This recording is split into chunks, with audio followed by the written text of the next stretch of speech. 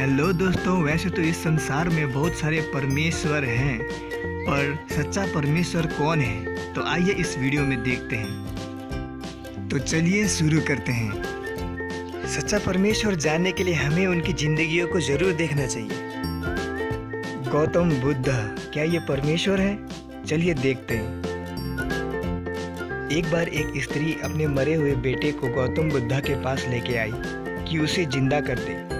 गौतम बुद्ध ने उस स्त्री से कहा, जाके उस घर से सरसों के बीज लेके आए जिस घर में कभी कोई इंसान न मरा हो, तो वो इस स्त्री के बेटे को जिंदा कर देंगे। तो दोस्तों, मैं आपसे पूछना चाहता हूँ, क्या कोई ऐसा घर हो सकता है जहाँ पर कभी किसी का कोई ना मरा हो? किसी ना किसी का कोई ना कोई ज़रूर मरा होता है। दादा दादी, नाना नानी, कोई ना कोई ज़रूर मरा होता है। तो दोस्तों, गौतम बुद्ध इस स्त्री के बेटे को जिंदा नहीं कर सके। इसका कहने का मतलब ये परमेश्वर नहीं है। अगर ये सच्चे परमेश्वर होते, गॉड होते, तो ऑब्वियसली जिंदा कर सकते थे।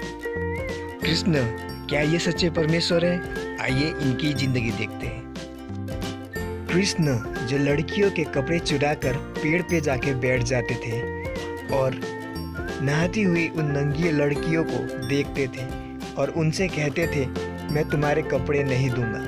वो स्त्रियां उनसे कहती थी, हमारे कपड़े दे दो कृष्णा। पर कृष्णा कहते थे, ठीक है, मैं एक ही शर्त पे दूंगा, तुम दोनों हाथ उठा के मुझे नमस्कार करो तो ही मैं तुम्हें तुम्हारे कपड़े दूंगा। तो दोस्तों, आप खुद सोचिए, स्त्रियां जो नंगी हैं, नहा रही हैं और उनके बदन में कोई कपड़ा नहीं है और उन्होंने अपने हाथों से अपने स्तनों को ढका हुआ है। अगर वो दोनों हाथ ऊपर करके नमस्कार करेंगे कृष्णा को, तो वो तो नंगी हो जाएंगी। इसका मतलब कृष्णा देखना चाहते थे नंगी स्त्रियों को। कई लोग कहते हैं कि ये तो कृष्ण लीला है। अरे भाई, ये कैसी लीला है? कृष्णा करे तो लीला, कोई और करे तो कैरेक्टर ढीला। अरे दोस्तों, ये कैसी लीला है? कैसी लीला है? तो दोस्तों, अब आता है सवाल, क्या ये परमेश्वर थे या है? नहीं है, क्योंकि सच्चा परमेश्वर कभी ऐसे काम नहीं कर सकता। गुरु नानक साहब, दोस्तों, जैसे कि इनके नाम में ही हम देख पा रहे हैं कि ये गुरु जी हैं, एक परमेश्वर नहीं। और इस वीडियो में जैसे कि हम साथ में मिलकर परमेश्वर की खोजी कर रहे हैं, तो इनको जाना होगा। मुस्लिमों का अल्लाह, क्या मुस्लिमों का अल्लाह सच्चा परमेश्वर है? तो दोस्तों, कुरान का चैप्टर 4 का 34 में हम देख सकते हैं कि किस तरह से अल्लाह ऑर्डर देता है कि अगर कोई स्त्री अपने पति का बात नहीं मानती है तो उसे मार सकते हैं, पीट सकते हैं। तो ये किस तरह का अल्लाह है? ये सच्चा परमेश्वर है दोस्तों। और इतना ही नहीं दोस्तों, उनका अल्लाह उन्हें ऑर्डर देता है, आदेश देता है कि अगर कोई अल्लाह पे विश्वास नहीं करता है तो उन्हें उनके साथ लड़ाई कर सकते हैं, उनको मार सकते हैं। जैसा कि आप देख सक रहे हो, मोहम्मद ने खुद कहा है इस कुरान में, और उसमें उनकी कोई गलती नहीं है दोस्तों, क्योंकि उनका अल्लाह ही उन्हें ये आदेश देता है। इसका मतलब ये सच्चा परमेश्वर नहीं है। क्रिश्चियनों का यीशु मसीह, क्या यीशु मसीह सच्चा परमेश्वर है? चलिए उनकी जीवन देखते हैं। दोस्तों, यीशु मसीह एक ऐसा परमेश्वर है जिसने अपने जीवन काल में एक भी पाप नहीं किया, एक बिंदी भी पाप नहीं किया।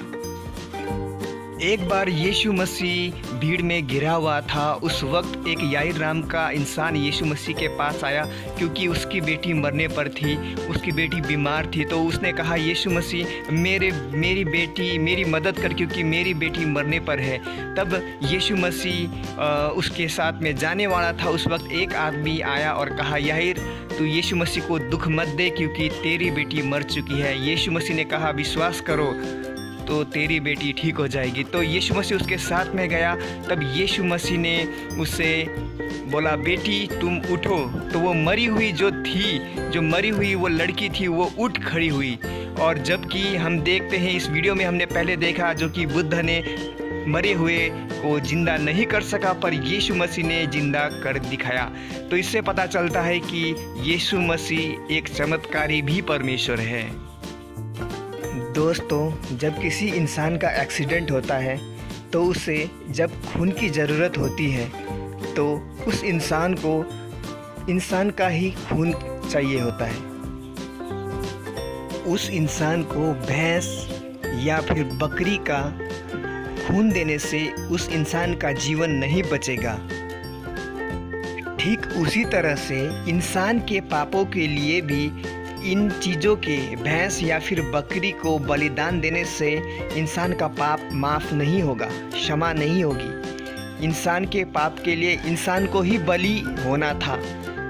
इसीलिए दोस्तों यीशु मसीह हमारे पाप के लिए बलिदान हुआ है। इसीलिए इंसान के पाप के लिए इंसान का ही खून बहना जरूरी था।